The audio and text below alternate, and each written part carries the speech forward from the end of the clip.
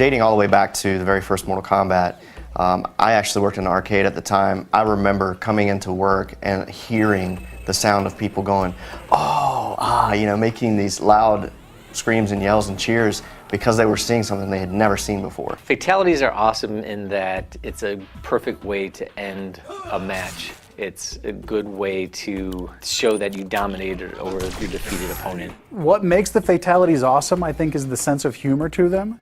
And I know it took me a while to get my arms around the mentality of them myself. And it's, you know, they're very graphic and very disturbing and disgusting, but there's an underlying humor to them that you know, certainly is what defines my favorite ones. I think a lot of the casual players, you know, specifically pick up Mortal Kombat, are always looking up, you know, what are the fatalities, how gruesome they are, you know, even finding out, like unlocking them through the game and stuff like that. Initially, we try and come up with a brainstorming session, kind of get some ideas, or like think about stuff, and then we kind of all get together, kind of bounce ideas off each other a little bit, and kind of formulate one really great idea out of all of us. And from there, we do a couple of practices, try to figure out the timing, things like that. We go in the studio, we shoot the actual motion. From there, we take the data, process it, get it into the computer, exaggerate it well beyond whatever we shot so that we get like this really great performance with all the gruesome, brutal things that people come to expect from Mortal Kombat.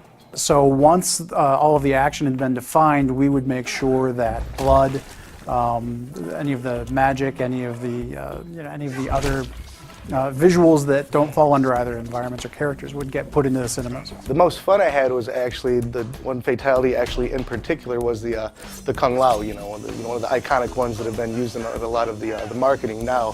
When he lays down his hat and, you know, pulls the unsuspecting victim through it. Carlos is you know, he's a huge character in the studio, and he likes to keep the mood upbeat. The best part that I love about these fatalities is I get to beat up on Rick O'Mara, and he also gets to, you know, perform his fatalities on me. I actually remember when we were shooting the Cabal fatality where the victim falls on the hook swords, and you had Tony supporting Carlos as Carlos is falling over, and it was just hilarious because when you look at the raw data up on the screen, you don't see Tony there, so he fell and it looked so perfect. It was hilarious.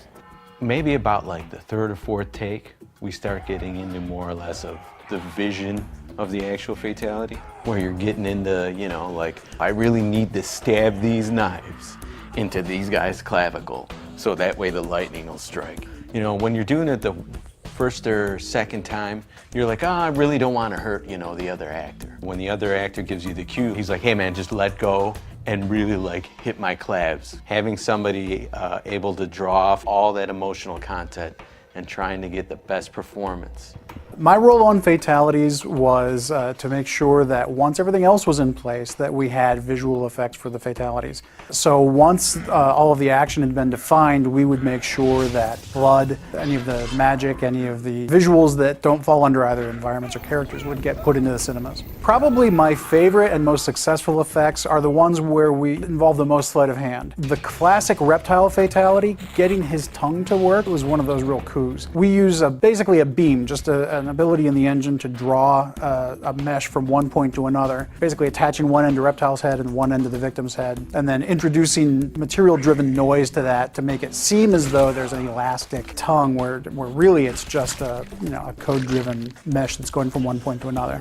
Some of the key points that we really try to focus on is to make sure that every fatality fits into the same look and feel as the others. We don't want one or another to kind of feel different. One of the fatalities that gave us a lot of trouble early on was the sector fatality, where all the missiles fly out, and we had been telling our artists, let's leave it at about 6, and then all these missiles flying around and all these particle effects going off. We were wondering how we were going to pull that one in, but as it turned out, we managed to make it work. Every fatality had its own challenges, ranging from just making the blood look good, and blood from the outset is a tricky thing to get right when we have to do a graphic that will update 60 times a second. The best fatalities are the ones that are nasty. They're like really violent, but at the same time have a comedic tone to it. Those are always the best ones. Most of them actually have a comedic tone to it, and I think that's what makes fatalities popular.